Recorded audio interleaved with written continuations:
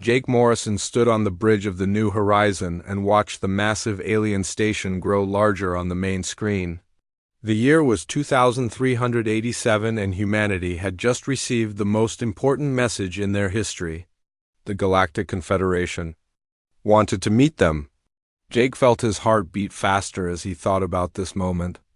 17 human star systems had been waiting for this day since they first left Earth. The alien station called Harmony Point looked like nothing Jake had ever seen. It was huge and made of some kind of metal that changed colors in the light. Ships from different worlds floated around it like fish swimming near a coral reef. Some ships looked like they were made of crystal, while others seemed to be alive and breathing. Jake had studied the files about these aliens, but seeing them in person was different. Dr. Lisa Carter walked up to Jake and looked out at the station. She was the best scientist Earth had for studying alien life. Her job was to learn everything she could about these new species. Lisa had been excited for weeks about this meeting. She carried a small device that would help her understand alien languages and customs. Ambassador Paul Richards joined them at the front of the bridge. He was a calm man who had spent his whole life solving problems between different groups. Now, he had to solve problems between different worlds. Paul wore his best uniform and carried papers that would make humanity an official member of the Galactic Confederation. The communication system made a soft sound and an alien voice spoke to. The voice was strange and seemed to come from underwater. Jake knew this was one of the Zentari, a race that lived in oceans on their home world. The alien spoke in perfect English, which surprised everyone on the bridge. Human vessel New Horizon, you are welcome at Harmony Point. Please follow the guidance signals to Docking Bay 7. We are excited to meet your species and learn about your culture. Jake gave orders to his crew, and the ship moved slowly toward the docking bay. Through the windows they could see aliens walking around inside the station. Some looked like humans, but with blue skin, while others were tall and thin, like walking trees. Lisa took pictures of everything she saw. Captain Ben Hayes watched from his ship called Freedom, which stayed close to the New Horizon. Ben was in charge of keeping the human diplomats safe. His ship looked like a simple escort vessel, but it carried more weapons than most people knew. Ben had orders from Admiral Kate Sullivan to watch everything the aliens did and report back to Earth. The docking process took an hour, and then the human team walked into the alien station. The air smelled different and gravity felt slightly heavier than Earth normal. Paul led the group while Lisa and Jake followed behind. They met their first alien in person when they entered a large meeting room. The creature looked like it was made of living water and spoke with the same underwater voice they had heard on the ship. It introduced itself as Counselor Depsinger of the Zentari High Council. Next to it stood a being that looked like a walking crystal formation. This was Administrator Bright Facet of the Vexthic Union. "Welcome to the Galactic Confederation," said Depsinger. "Your species has shown great promise in your short time among the stars. We have watched your peaceful expansion and your respect for life on the worlds you have settled." Paul stepped forward and bowed slightly. "Thank you for this opportunity. Humanity seeks friendship and cooperation with all peaceful species. We hope to contribute to galactic civilization while learning from those who have traveled the stars longer than us." Bright Facet spoke in a voice like wind chimes ringing. "Your technology is interesting but still developing. Your military seems focused on exploration rather than conquest. This is good. The Confederation values peace above all things." Over the next several hours, the aliens showed the humans around the station and explained how the Confederation worked. There were hundreds of different species working together to keep peace in the galaxy. They shared technology and resources while protecting smaller civilizations from dangerous threats. Lisa asked many questions about alien biology and culture.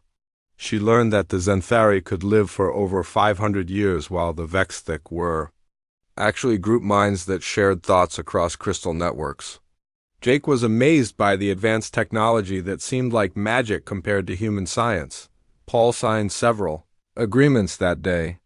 The most important was the Treaty of Mutual Recognition, which made humanity a junior member of the Confederation. This meant humans could trade with other species and ask for help if they were threatened. In return, humanity would follow Confederation laws and contribute resources when needed. During the ceremonies, Captain Hayes noticed something strange. Several aliens were scanning the human ships with devices that looked like sensors. When he asked about this, the aliens said they were just making sure the human technology was safe for the station. Hayes did not believe this explanation but said nothing. The meeting ended with a great celebration where humans and aliens shared food and stories. Everyone seemed happy and excited about the future. Paul felt proud that he had helped humanity take its first step into the larger galaxy. Lisa could not wait to start studying alien science and biology. Jake prepared his ship for the journey back to Earth with good news. Humanity was no longer alone in the universe, and they had found friends among the stars. None of them knew that some of their new friends were already planning humanity's future in ways that would lead to war. 3 years had passed since humanity joined the Galactic Confederation, and everything seemed perfect. Human colonies were growing faster than ever before with help from alien technology. Trade ships moved between human and alien worlds carrying goods that made life better for everyone. Dr. Alex Turner worked alongside Xanthari scientists on a research station near Jupiter, sharing knowledge about stellar physics and quantum mechanics. Alex enjoyed working with the aquatic aliens because they thought about problems in ways humans never considered. The Xanthari scientist called Current Trider had become his closest friend among the aliens. They spent hours discussing theories about faster-than-light travel and energy production. Alex felt like humanity was truly becoming part of a greater galactic community on the other side of human space. Engineer Maya Thompson was helping upgrade the power systems on 3 different alien worlds. The Vexthek had asked for her expertise because human fusion technology was more efficient than their crystal-based energy sources. Maya felt proud that her work was making life better for millions of alien beings who had welcomed humanity into their confederation. Governor Chris Johnson stood in his office on New Geneva and looked out at the farming communities that covered the planet's main continent. Thousands of families had moved here to start new lives growing food for both human and alien populations. The alien food inspector who visited last month had praised the quality of human agricultural products and requested larger shipments for Confederation worlds. What the food inspector did not see were the massive underground facilities hidden beneath the farms. Deep below the wheat fields and vegetable gardens, General Frank Miller supervised the construction of weapons factories and shipyards. Automated systems worked around the clock to build advanced military equipment using designs that Earth's best scientists had developed in secret. The hidden facilities on New Geneva were just one part of a plan that Admiral Kate Sullivan had created after the first contact with aliens. Kate did not trust the Confederation despite their friendly words and welcoming actions. She remembered Captain Hayes' report about alien scanning devices and had ordered the construction of secret military installations on every human colony world. Dr. Nina Brooks made her most important discovery on an ancient world at the edge of Confederation space. She was studying ruins that were millions of years old when she found something that changed everything. Hidden in a sealed chamber were records left by a species called the Makerfolk, who had joined the Confederation 50,000 years ago. The records told a terrible story. The Makerfolk had been welcomed as junior members just like humanity. They had signed treaties and shared their technology while building peaceful colonies. Then the Confederation had demanded more and more from them until the Makerfolk had nothing left to give.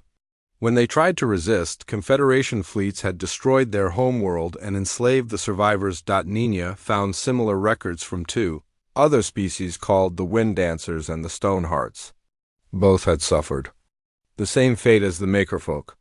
Nina realized that the Confederation had a pattern of inviting new species to join, and then slowly taking everything they had until the species disappeared completely. When Nina tried to report her discovery to Confederation authorities, strange things began to happen. Her research was classified as a security risk and her access to alien databases was removed. A Xanthari official named Deep Current told her that the ancient records were fake and that she should focus on safer research. Topics. Nina knew she was in danger when she was suddenly reassigned to a remote research station in empty space. The station was supposed to be studying cosmic radiation, but Nina quickly realized it was actually a prison for scientists who had learned too much about Confederation history. She managed to send a coded message to her friend Dr. Turner before her communications were cut off completely. Meanwhile, the Confederation began making new demands on human governments. They established monitoring stations in human space, claiming they needed to watch for dangerous threats from unexplored regions. Confederation inspectors visited human colonies more often and asked detailed questions about military capabilities and resource production. President Helen Martinez received reports from colony governors about increasing alien interference in human affairs. The aliens were no longer asking for permission before landing on human worlds. They claimed this was normal procedure for junior member species, but many humans felt like they were losing control of their own territories. Captain Steve Parker commanded a deep space exploration vessel called the Pathfinder that discovered something troubling near the outer rim. While investigating an unusual energy reading, Steve found a massive fleet of Confederation warships hiding behind a gas giant. The fleet included ships from every major alien species and looked like it was preparing for a major military operation. When Steve's ship was detected by alien sensors, a Xanthari commander contacted him and claimed the fleet was conducting defensive exercises against unknown threats from dark space. Steve pretended to believe this explanation but secretly recorded everything he saw. The alien fleet was 10 times larger than anything humanity could field and clearly designed for conquest rather than defense. Admiral Roy Clark received Steve's report at Earth Central Command along with Nina's coded message about the ancient species. Roy had been expecting something like this because Admiral Sullivan had warned him before her retirement that the aliens would eventually show their true nature. Roy began activating the secret military preparations that had been building for 3 years. Dr. Sam Davis worked in the Confederation Science Division on their capital world and had access to classified information about member species. Sam discovered files about human biology and psychology that went far beyond normal diplomatic intelligence. The aliens had detailed plans for controlling human populations and using human workers as a labor force on dangerous worlds. The files also contained discussions about the best ways to eliminate human resistance and break down human social structures. Sam realized that the Confederation saw humanity not as partners but as resources to be harvested. Sam began copying important files and preparing to warn Earth about what was really planned for their species. Back on New Geneva, Governor Johnson received a priority message from Admiral Clark activating the hidden military installations. Underground factories that had been disguised as food processing plants suddenly revealed their true purpose. Advanced spacecraft began rolling off production lines while weapon systems came online throughout human space. General Miller activated sleeper agents who had been placed in key positions across human colonies. These agents began preparing defensive positions and coordinating with the secret military network that Admiral Sullivan had built. Humanity was about to face its greatest test, and they would not face it unprepared. The calm period was ending and storm clouds were gathering across the galaxy as both sides prepared for a conflict that would determine whether humanity would remain free or join the forgotten species in slavery. Captain Steve Parker knew he was in serious trouble the moment his ship's sensors detected the massive alien fleet hiding near the outer rim. The Pathfinder had been conducting a routine survey mission when they stumbled upon what looked like the largest military gathering in galactic history. Ships from every Confederation species floated in perfect formation behind the gas giant Chrono 7, their weapon systems clearly visible even from a distance. Steve ordered his crew to remain calm while they recorded everything they could see. The alien fleet contained thousands of warships, including massive dreadnoughts that dwarfed anything humanity had ever built. Xanthari bioships pulsed with organic weapons, while Vexthic crystal vessels glowed with stored energy. Most disturbing were the Korthik battle cruisers with their distinctive predator designs that had conquered dozens of worlds in the past. When the aliens detected the human ship, a communication came through immediately. The voice belonged to War Commander Fang of the Korthik Imperial Navy, a species known for their aggressive nature and military expertise. The reptilian alien's words were polite, but Steve could hear the threat beneath them. Human vessel. Pathfinder, you have entered a restricted military exercise zone. This fleet is conducting defensive maneuvers against potential threats from unexplored space. You will delete all sensor records of this area and return to human space immediately. Steve replied with professional courtesy while his communications. Officer Linda Wright secretly transmitted everything they had recorded to Admiral Clark on Earth. Understood, War Commander. We apologize for the intrusion and will depart immediately. The Pathfinder wishes you success in your exercises. As soon as they were out of alien sensor range, Steve set course for Earth at maximum speed. He knew what he had seen was no defensive exercise. The alien formation was clearly designed for invasion and conquest.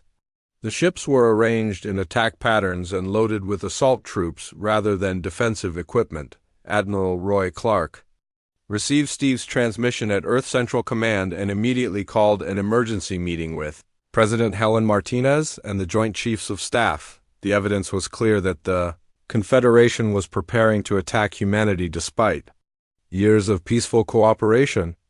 Roy activated Operation Silent Thunder, the secret military buildup that had been hidden throughout human space. Dr. Sam Davis on the Confederation. Capital World managed to access the final piece of the puzzle when he broke into classified military files.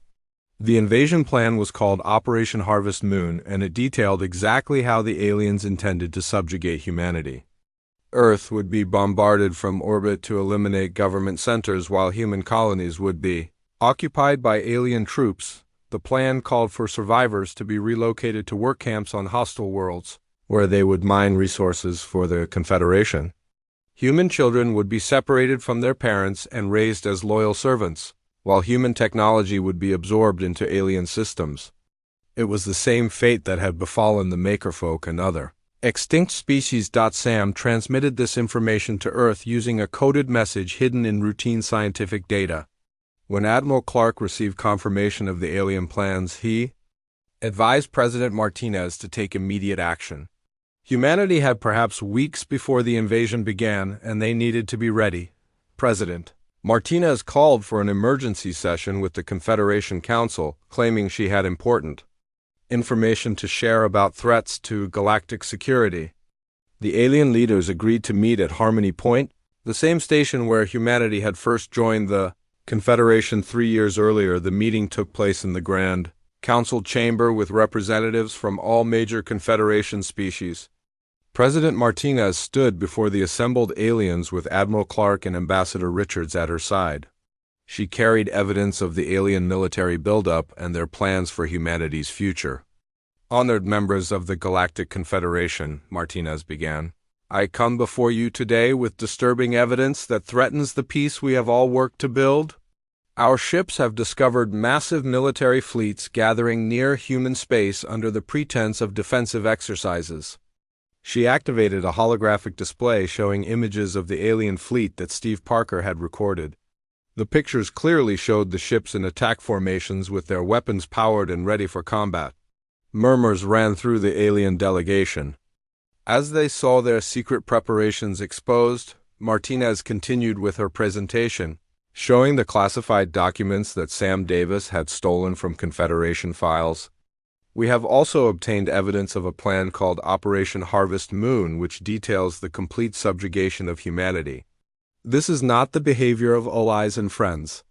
The Xanthari High Counselor Depthsinger spoke first, his watery voice showing no emotion. President Martinez, these accusations are serious but unfounded.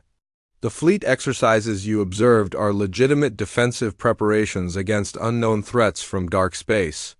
Your interpretation of routine military planning documents is incorrect. The Crystalline Vexthek leader administrator Brightfacet added her harmonic voice to the denial. Humanity is a valued member of our Confederation. These conspiracy theories show a disturbing lack of trust in the institutions that have brought peace to the galaxy for thousands of years. President Martinez felt her patience disappearing as she listened to the obvious lies.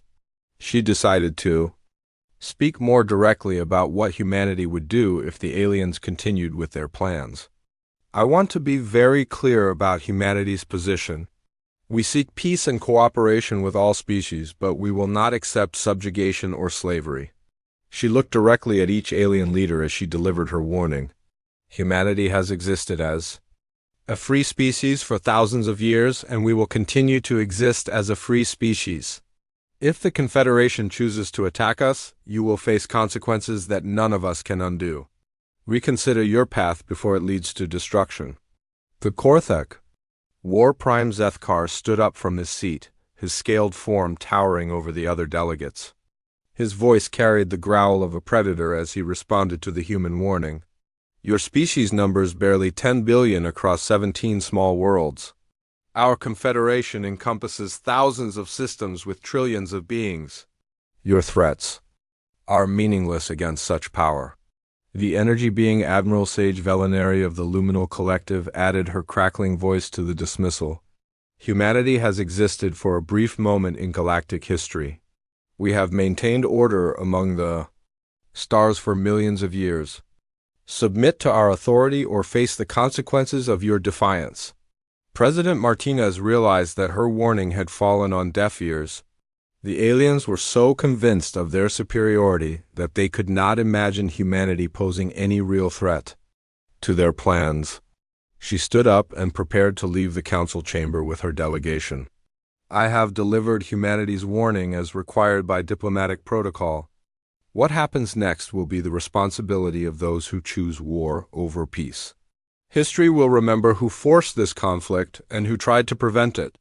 As the human delegation left Harmony Point, Admiral Clark began transmitting coded signals to all human colonies and military installations.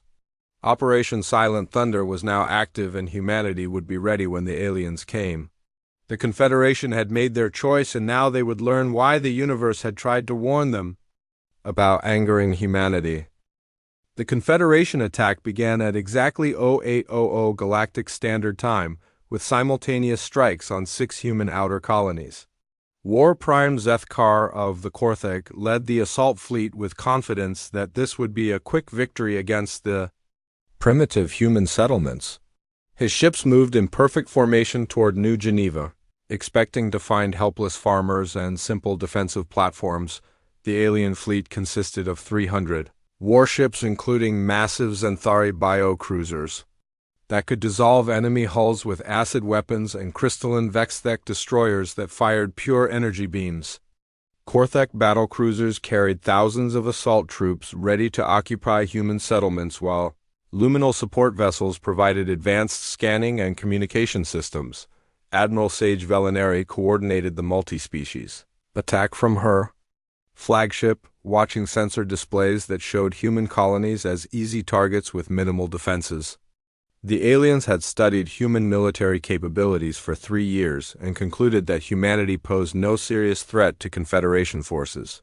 They expected this conquest to be completed within days. Governor Chris Johnson stood in the hidden command center beneath New Geneva's main agricultural district and watched the alien fleet approach on long-range sensors.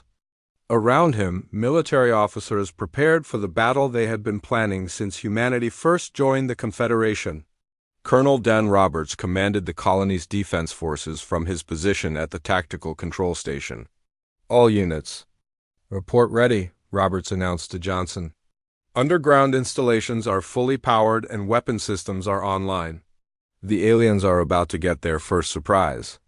As the Confederation fleet entered the outer edge of the New Geneva system, they detected what appeared to be a normal farming colony with basic orbital platforms and a small defensive fleet.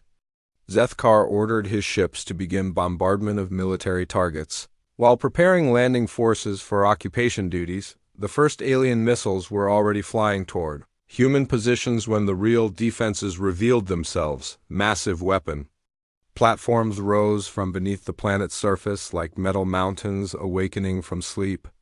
The installations had been hidden under farms and cities for 3 years, waiting for this moment. The defensive platforms opened fire with weapons that made the aliens stop and stare in shock. Particle beams more powerful than anything in the Confederation arsenal tore through alien ships like paper, while missile systems launched guided projectiles that seemed to think for themselves. In the first 30 seconds of combat, 27 alien vessels were destroyed completely.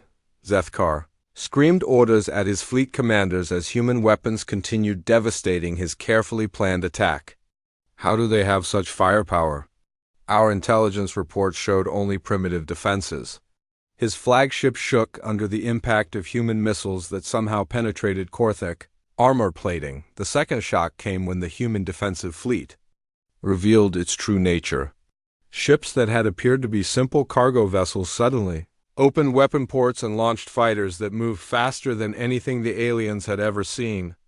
Captain Amy Foster led the human counterattack from her vessel Retribution, a ship disguised as a mining platform but actually carrying enough firepower to destroy a small moon. Amy's ship alone obliterated an entire squadron of Vexthek destroyers. With a single salvo from weapons the aliens did not recognize, human fighters swarmed around Confederation capital ships like angry insects, their weapons cutting through alien defenses with surgical precision. The battle that was supposed to last hours was over in less than 30 minutes. Similar scenes played out across all 6 attack zones as human colonies revealed defensive capabilities that shocked the Confederation leadership. Admiral Roy Clark coordinated the defense from Earth Central Command, watching as his secret military preparations proved their worth against alien aggression. Every human world had been secretly fortified with advanced weapons and hidden fleets. Dr. Eric Wells worked in a classified laboratory deep beneath the surface of Mars, where humanity's most dangerous weapons were being prepared. Eric had spent 3 years developing planet-killing devices based on controlled stellar manipulation technology that could turn stars into weapons. The aliens thought they knew human capabilities, but they had seen nothing yet. When Confederation forces threatened to bombard Earth directly, Eric activated the solar defense system that had been hidden in monitoring stations throughout the solar system. Massive energy projectors focused power from the sun itself into a directed beam that struck the alien fleet near Jupiter with the force of a stellar flare. The alien task force commanded by Luminol, Admiral Sage Velinari, simply vanished in a flash of nuclear fire that lit up the entire outer solar system. The remaining Confederation ships fled in terror as they realized humans could weaponize stars themselves. News of this demonstration spread throughout alien space within hours. General Tony Lee commanded the Solar Defense Force from his hidden fortress in the asteroid belt and sent a message to all Confederation military units operating in human space. His words were broadcast on every alien communication frequency with a tone that left no room for misunderstanding. Attention, Confederation forces. You wanted to see what humanity is capable of when our families and homes are threatened. What you have witnessed today is just the beginning of our response. We offered you peace and partnership, but you chose war and conquest. The message continued as images of destroyed alien fleets filled the screens of every Confederation ship. Withdraw from human space immediately or face complete annihilation. We have weapons you cannot imagine and the will to use them. This is your only warning. Back on the Confederation capital world, the alien leadership watched reports of their military disasters with growing horror. The species they had dismissed as primitive farmers had just destroyed 6 major attack fleets with minimal losses. Human military technology was decades ahead of anything the Confederation possessed. War Prime Zethkar managed to escape the destruction at New Geneva, but his fleet was reduced to less than 50 ships from the original 300. He sent frantic reports to Confederation High Command describing weapons that seemed like magic and defenses that had been hidden perfectly for years. The Zenthari High Council called emergency sessions while Vexthik administrators tried to understand how their intelligence about humanity had been so completely wrong. The humans had fooled the entire Confederation for 3 years while building a military force that could challenge their combined fleets. Admiral Clark appeared on every major communication network in Confederation space to deliver humanity's response to their aggression. His image was transmitted to billions of alien beings as he spoke from the bridge of humanity's newest dreadnought. The Galactic Confederation chose to attack peaceful human colonies without provocation. You believed we were weak because we valued life and sought diplomatic solutions to problems. You mistook our desire for peace as inability to wage war. Clark's words echoed across the galaxy as alien leaders realized they had made a terrible mistake. Humanity will defend itself with every weapon and every warrior we possess. You started this war, but we will finish it. The universe warned you not to anger humanity, but you refused to listen. The first phase of the war was over and humanity had won completely. The aliens were about to learn that sometimes the most dangerous enemies are those who fight only when they have no other choice. The war escalated rapidly as the Confederation leadership realized they faced an enemy unlike anything they had encountered in thousands of years of galactic dominance.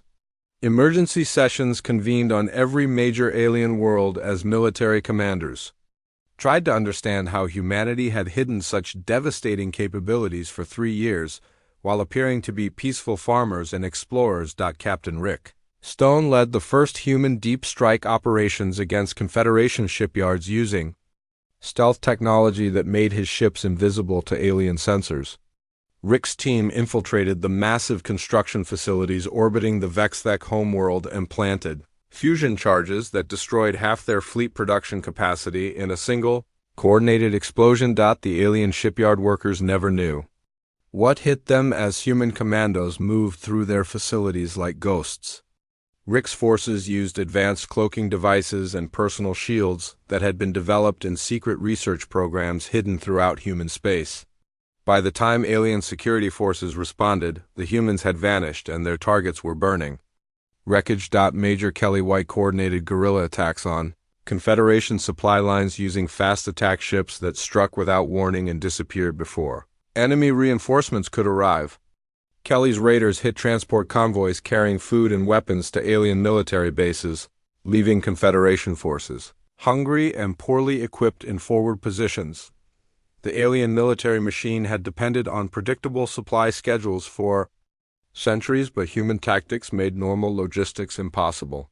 Kelly's team struck at fuel depots, communication relays, and repair facilities with precision that demoralized alien forces across dozens of star systems. Confederation troops began looking over their shoulders, wondering when the humans would strike next. Dr. Julia Green worked from a hidden laboratory on Luna where she developed computer viruses specifically designed to attack alien technology. Julia had studied Confederation systems for 3 years and knew exactly where their weaknesses lay. Her electronic weapons infected alien communication networks and caused massive failures across their entire military command structure. Zenthari bio ships began receiving conflicting orders that sent them flying in circles, while Vexthek crystal vessels lost coordination with their fleet commanders. Korthik warships found their weapon systems targeting their own allies instead of human forces. Julia's cyber attacks created chaos throughout alien space as their technology turned against them. Commander Tim Jones piloted the most advanced fighter humanity had ever built and led squadrons of similar craft against Confederation battle groups with devastating effect.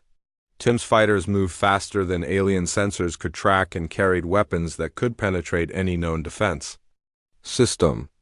His tactics emphasized speed and surprise over brute force. In one famous engagement, Tim's squadron of just 12 fighters destroyed an entire luminal battle fleet by attacking their power cores with surgical precision. The alien ships exploded in chain reactions while Tim's pilots escaped without a single loss. Stories of the human ace spread through alien military ranks and created fear wherever Confederation forces gathered. Admiral Susan Baker commanded the largest human fleet ever, assembled and prepared to execute Operation Hammerfall, a coordinated strike on 12 major Confederation worlds simultaneously. Susan had been planning this operation since the first alien attacks. and now had the ships and weapons needed to demonstrate humanity's true military reach. The target worlds included major military bases, shipyards, and command centers across Confederation space. Susan's fleets would strike all targets within a 1-hour window to prevent alien forces from coordinating their defenses. Each strike force carried enough firepower to level continents, but their orders were to hit only military installations. President Martinez addressed the galaxy from Earth as Operation Hammerfall began, her words broadcast on every communication frequency used by alien civilizations. The Galactic Confederation chose war over peace and aggression over cooperation. Today, humanity demonstrates the consequences of that choice. The coordinated human attacks began exactly on schedule as 12 separate fleets emerged from hyperspace around their target worlds. Alien defenders had no warning as human dreadnoughts opened fire on military installations with weapons that could crack planetary crusts. The demonstrations of power were visible from space as mushroom clouds rose from destroyed bases. On the Zenthari homeworld of Aquatic Prime, human ships targeted the orbital shipyards that had built warships for thousands of years. Captain Lisa Park commanded the assault force that reduced the massive construction facilities to glowing debris in less than an hour. The psychological impact was enormous as aliens watched humanity destroy installations they had thought were impregnable. The Vexthic crystal cities on Resonance World shattered under precisely targeted sonic weapons that turned their harmonic architecture into deadly fragments. Commander Bob Turner led the attack that left alien industrial centers in ruins while carefully avoiding civilian populations. The message was clear that humanity could destroy alien civilization but chose restraint. War Prime Zethkar attempted to rally the remaining Confederation forces by promising massive reinforcements and new weapons that could match human technology. His speeches were broadcast throughout alien military networks as he tried to restore confidence in ultimate Confederation victory despite the mounting disasters. The humans fight like cowards with surprise attacks and hidden weapons, Zethkar declared to his officers. When we force them into open battle with our full strength, their tricks will fail against superior numbers and experience. The Confederation has ruled the galaxy for millions of years, and we will not be defeated by primitives. But cracks were already appearing in the Confederation alliance as several species began questioning whether continuing the war was worth the cost. The insectoid hive builders declared neutrality after watching human forces destroy 3 of their military outposts without losing a single ship. The plant-like forest singers withdrew their fleets to defend their home systems, rather than participate in offensive operations. Commander Pete Russell laid diplomatic missions to these wavering alien species with offers of partnership instead of conquest. Pete carried messages from President Martinez promising that humanity sought allies rather than subjects and would respect the independence of any species that chose peace over war. The Makerfolk, survivors who had been enslaved by the Confederation for thousands of years, began rising in rebellion when they learned that humanity was fighting their oppressors. Dr. Nina Brooks, who had escaped from alien captivity, helped coordinate the uprising by providing information about Confederation weakness and human military capabilities. Admiral Clark received reports that revolution was spreading throughout Confederation space as enslaved species saw hope for freedom in humanity's victories. The war was becoming something larger than a conflict between humans and aliens. It was becoming a galactic struggle between freedom and oppression. As the 5th month of war began, President Martinez issued an ultimatum to the remaining Confederation leadership: withdraw all military forces from human space and dissolve your aggressive fleets or face complete annihilation. Humanity offers one final chance for peace before we end this war permanently. The alien leaders had lost half their military strength and faced rebellions throughout their territory, but their pride would not let them accept defeat from a species they had dismissed as inferior. They prepared for one final massive battle that would determine the future of galactic civilization. The stage was set for the ultimate confrontation between human determination and alien arrogance. The universe had warned them not to anger humanity, but they had refused to listen. Now, they would face the full consequences of their choice. The final battle for galactic freedom took place at Nexus Prime, the ancient capital world of the Galactic Confederation where alien rulers had controlled countless species for millions of years. Admiral Roy Clark led humanity's combined fleet of over 2,000 warships in the largest space battle in recorded history, while simultaneously offering terms for peaceful surrender to avoid unnecessary destruction. The Confederation had gathered their remaining forces into one massive armada around their capital world, hoping that concentrated firepower could overcome human tactical superiority. War Prime Zeth Kar commanded the defense from his flagship, while Admiral Sage Velinari coordinated the energy-based weapons of the surviving luminal vessels. The alien fleet still outnumbered human forces by 3-1. President Martinez broadcast one final message to the alien defenders as human ships took positions around Nexus Prime. This war began when you chose conquest over cooperation and slavery over freedom. It can end today if you choose wisdom over pride. Surrender now, and your people will be treated with the dignity you denied to others. The response came from the crystalline towers of the Vexvec Command Center, where Administrator Bright Facet spoke for the Confederation leadership. Humanity may have won battles through treachery and hidden weapons, but this world has stood unconquered for 10 million years. Your species is still young and ignorant of true galactic power. Admiral Clark gave his fleet commanders the signal to begin the assault as alien stubbornness made peaceful resolution impossible. Human dreadnoughts opened fire with weapons that had been perfected during months of combat against Confederation forces. The battle began with massive energy exchanges that lit up the space around Nexus Prime like a second sun. Captain Amy Foster led the spearhead attack with her ship, Retribution, and a squadron of humanity's most advanced vessels. Amy's force punched through the outer defensive line while human fighters swarmed around alien capital ships with devastating effect. The tactical coordination that humans had developed during the war proved superior to alien military doctrine. The space battle raged for 6 hours as human forces systematically dismantled Confederation defensive positions while taking minimal casualties themselves.